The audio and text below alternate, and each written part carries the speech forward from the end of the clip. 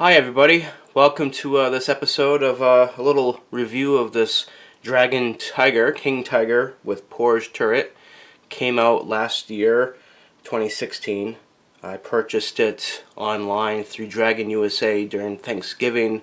They had a discount, or their Triple D specials, so I got this kit at a reduced price, and I really wanted to try out the pre-molded Zim and also build a King Tiger from Dragon, as I haven't built a King Tiger since the 1990s, and that was probably an old Tamiya kit, which is probably a landfill right now, somewhere in northeast United States. Anyway, let's take a look at this kit. Overall, I really enjoyed the model, and I think it's got a lot of nice things to talk about. But like every kit, there's a few things that could be improved upon or just changed altogether. So let's just talk about the kit in general. It's pretty much all built. Got a few minor things that I haven't added, like the gunner's hatch, small little items like the jack, and a few bits and bobs that I'll put on later. I also have the little fenders. I haven't decided if I wanted to cut them in sections or not and leave a few missing, so we'll see about that.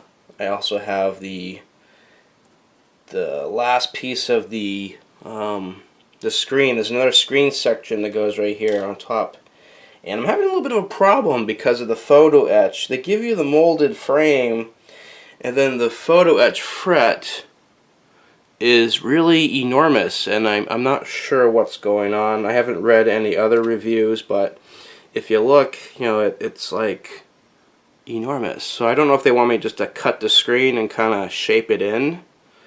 So it's a little confusing, and I think at the moment I may just totally skip that whole stuff and just leave it as is. I'm not going to get too worried about it. But we got the tank built. What did I personally add or change? I added the electrical conduit for the headlight. It didn't, Dragon didn't provide anything, either a styrene piece or a metal piece. So I just made mine with some gardening wire.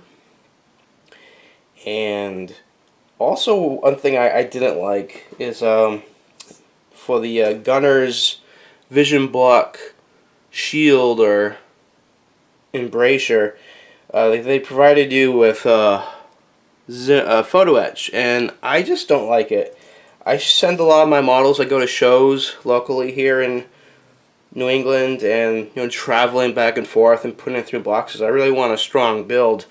I'm not a big fan of model kit first aid, though I have been known to do it from time to time. So what I did is I took an old piece from a Tiger 1, made it fit, glued it in. Also, for the periscopes for the driver and radio operator, there are these random pieces that came with the kit.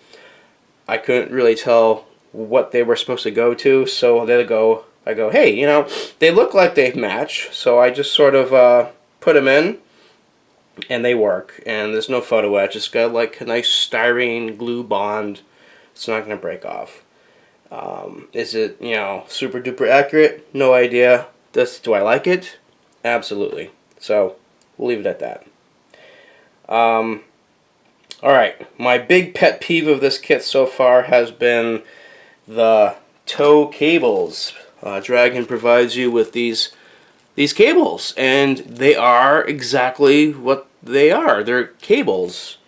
Let's open one up to let you know what I'm talking about.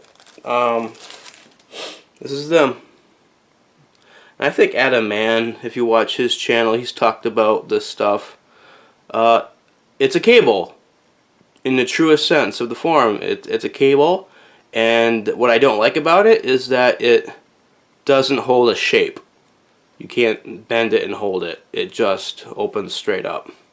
So for modeling, I really had a hard time with it because I want something that's going to be hold shape and not resist the photo etch brackets that they provide you with. So that's pressure and pushing, and I'm not a big fan of that with photo etch. So I use alternative pieces. What I use for the main cables, I just use your standard picture frame wire. What I like about this is that it holds a shape, just like that. Alright, and you can flex it, bend it, whatever. All I did was drilled out my little loops so it made them fit, a little super glue, and it worked. And we'll get a close-up later. But then with the Tiger tanks, it has that really thin cable that's really long, and so that goes over here on the starboard side, and again, it's really thin. So I went out on a limb and did some guesswork. I was thinking of using maybe some silk thread, but I did find instead was this stuff, Soft Touch. It's in the jewelry department, like at a Hobby Lobby or a Michael's, and it's a metallic wire. It's really thin, very similar to what you would see on the tank, and that's what I went with. That was the easy part. The hard part was the Dragon's instructions. Even with the photo etch and the wire, they don't really tell you how it goes on the tank. They give you a measurement of how long it should be. Whether or not it's the actual wire or the wire and the loops included is a matter of question. So what I did was improvise based on what I saw on pictures and got a general idea. With the photo etch that they wanted me to use, I found it just beyond my skill set to go and follow their instructions. So I just sort of made my own way through it, which in the end I'm pretty happy with it. Let's even get up close here. We'll see. And you can see the wire. What I did is I started in the rear, right over here where my thumb is, and I just ran it through the photo etch brackets. And I guess I went back 3 times. So I started with my thumb, went all the way to the front here, looped it around, came all the way back to the thumb to make that loop that you see right here. And I looped it all the way back, and I closed it up.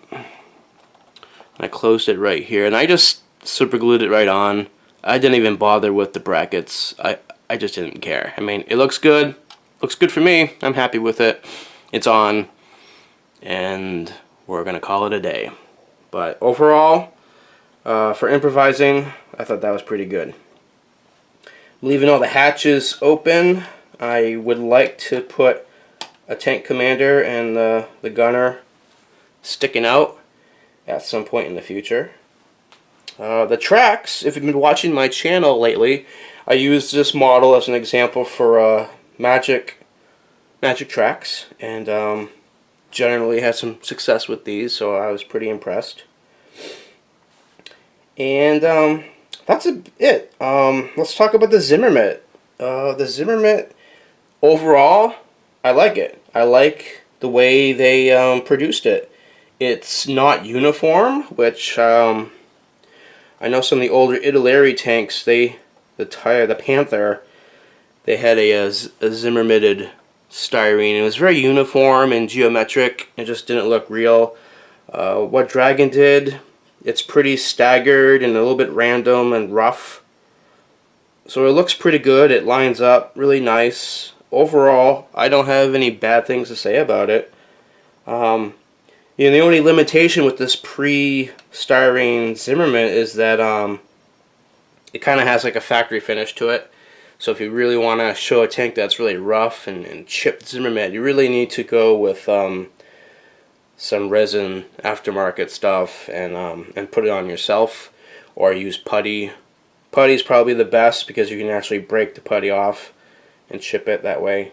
So, but if you just want a nice kit, it's got the Zimmer mitt on, looks good, you don't want to bother banging the heck out of the tank, then this is awesome. This is really good. I really liked it. Dragon always provides a lot of extras. There's a lot of older sprue in the kit. There's like 2 extra barrels. There's a lot of stuff for the Henschel turret. A lot of just stuff for the spares box. The one nice feature of the kit is that it provides you with the engine boom that the tank crew would have had. That's right here. And it's a system of pulleys and booms so that the crew can actually do maintenance on their tank engine without having a recovery vehicle come over. And it's pretty nice. It's cool.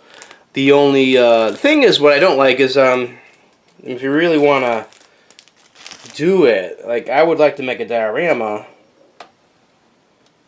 but what you need to do is actually go get yourself an aftermarket kit if you want to show the engine plate removed and the engine inside, because Dragon doesn't provide any of those options with this kit, so you definitely have to go the aftermarket route or scratch build it yourself.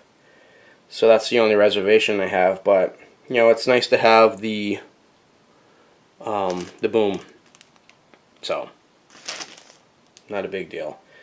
Another small criticism, I guess, was the engine boom would have had socket tubes placed welded into the turret top.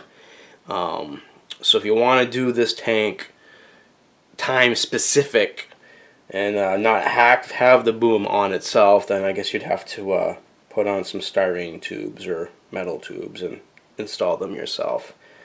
It's a small detail. Not many people would even notice. But not a big deal. That's easy to remedy. Alright, so we talked about the tank, the photo etch.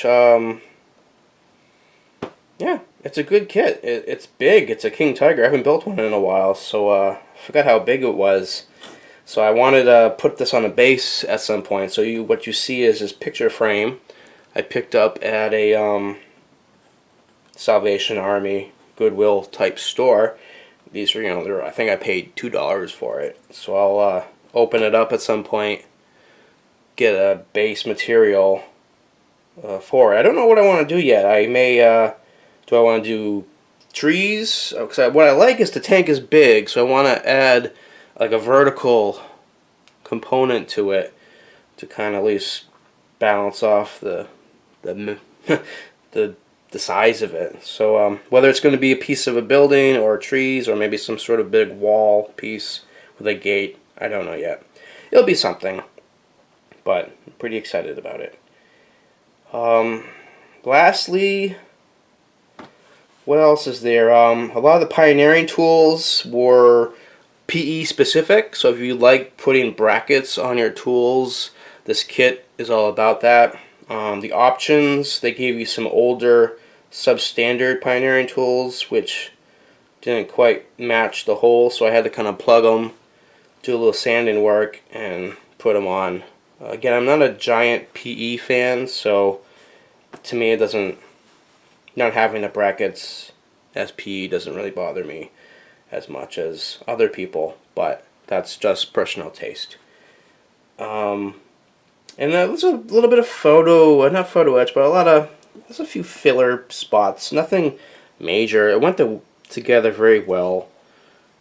Actually, it's got a really nice bow. It really matched up pretty well. Didn't have to shim it or anything.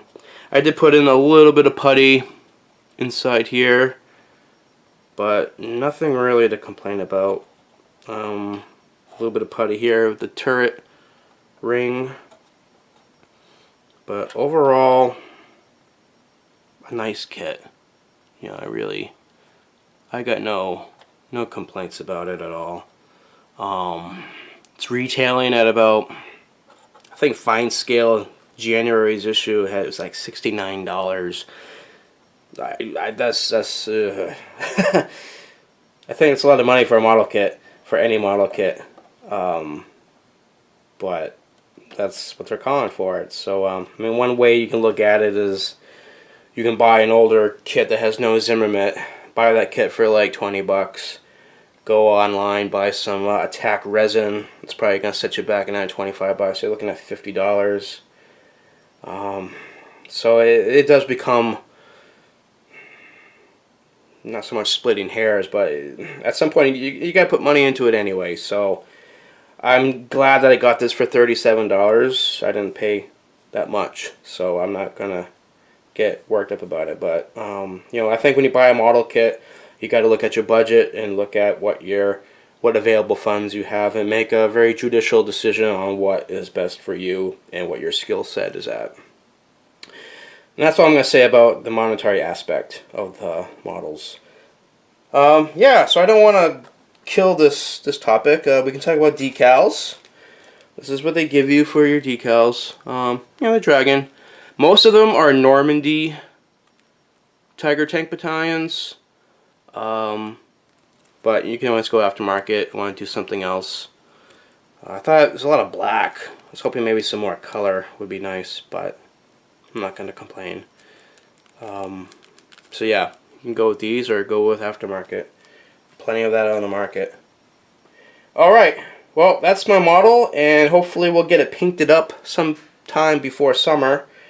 I'm just going to probably do a 3-tone camouflage, not get too worked up over that, and try to get a base for it. I really want to see my models with figures and some bases for 2017.